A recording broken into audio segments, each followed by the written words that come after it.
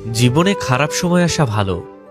খারাপ সময় না আসলে মুখোশ পরা বেঈমান মানুষগুলোকে চেনা যায় না।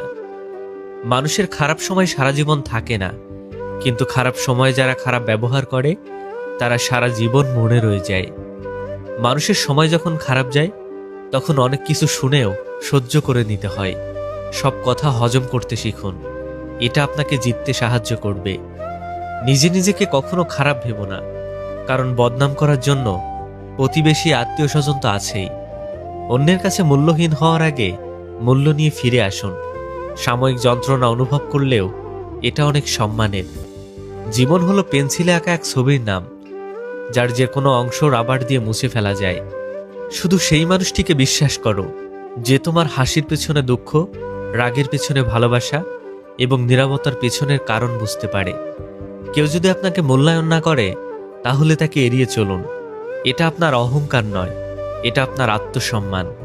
কথা লাগিয়ে যারা আনন্দ পায় তারা কখনো আনন্দ থাকে না, এরা সারা জীবন ভিতরে ভিতরে জ্বলে। নীরবতাও এক ধরনের অভিযোগ, যা বোঝার ক্ষমতা সবার থাকে না।